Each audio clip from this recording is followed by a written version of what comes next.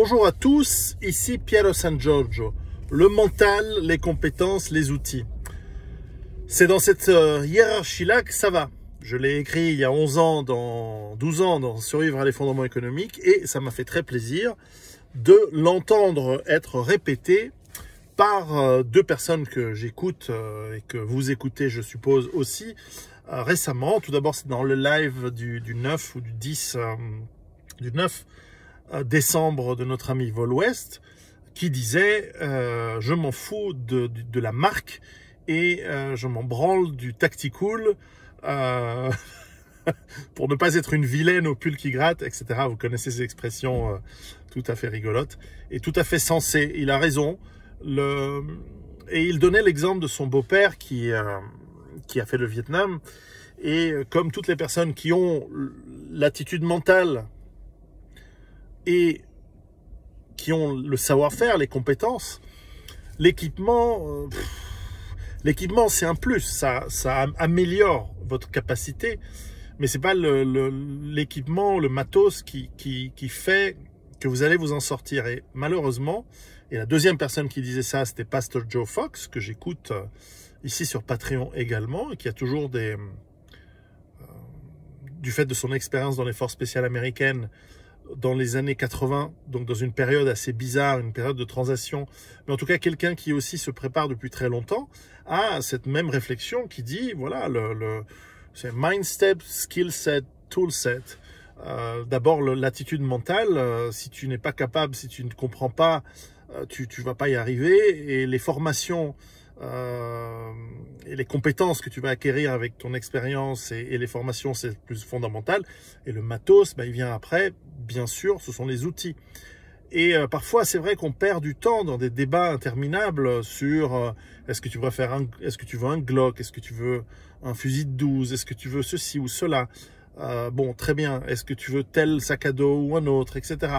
On est tous passés par cette phase où on a vu un équipement qui nous plaît et on s'imagine, on se projette dans « Ah, grâce à cet équipement, je pourrais faire ceci, cela, cela. » Oui, mais est-ce que nous avons les compétences?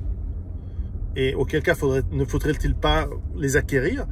Et ensuite, est-ce que nous avons le mental de comprendre comment et pourquoi utiliser cet outil? Alors, ça va du flingue au sac à dos, aux graines pour faire pousser nos légumes et nos patates, quoi. Et donc c'est un rappel important à faire à chaque fois. Et je vous ai fait plus d'une centaine de vidéos matos. Et vous remarquez à quel point je suis nonchalant dans ces vidéos sur la marque. Bon, c'est une référence, bien sûr, si on veut acquérir ce matériel, mais je n'ai pas le fétichisme ni du flingue, ni de la marque. Et puis, on n'a pas tous le budget pour tout essayer, donc on a ce qu'on a. Et puis, quand je parle à des gens qui ont été confrontés à des réelles situations de survie en tant que profession, c'est-à-dire, je pense qu'on a tous des gens qui ont été au combat, qu'on connaît, qui ont été récemment Afghanistan, Irak, Ukraine et d'autres endroits, mais plus loin dans le temps, des gens, les plus anciens maintenant, c'est le Vietnam. Vraiment, il faut aller voir les très anciens, les patriarches qui ont fait encore la Deuxième Guerre mondiale, mais en tout cas des gens qui ont fait l'Algérie, il y en a encore plein, et qui ont été dans des forces un peu bien entraînées, et qui ont combattu, et qui ont vu des trucs, et qui ont dû faire des choses dures, violentes, je dirais.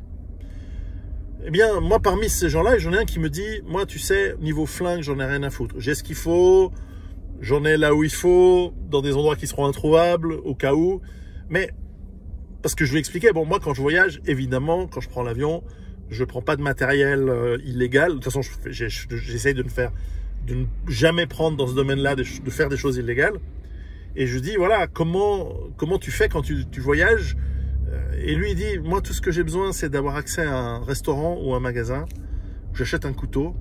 Couteau plus flic égale flingue. Immune. Et qui dit flingue dit fric. Et qui dit fric dit tout le reste, quoi. Et en gros, voilà, le mec, il se dit, pour traduire ce qu'il m'a dit de manière, par euphémisme, pour vous traduire ce qu'il m'a dit de manière tout à fait illégale, si c'était vrai, s'il le faisait, mais venant de la personne, il a la formation pour. C'est qu'en gros, tu vas dans un restaurant, tu prends un couteau steak, un couteau qui coupe, tu trouves une allée sombre, ah, monsieur l'agent, venez m'aider, ah, je suis blessé, ah, qu'est-ce qui se passe-t-il? Zlac! Carotide coupée, pas un bruit, une main devant la bouche, ou clac, c'est fini. Le flic, il a ce qu'il faut sur lui, un uniforme, pourquoi pas. Alors, je dis un flic, mais ça pourrait être un militaire d'une opération, de contrôle, machin. Alors c'est pour ça qu'ils sont en binôme, évidemment.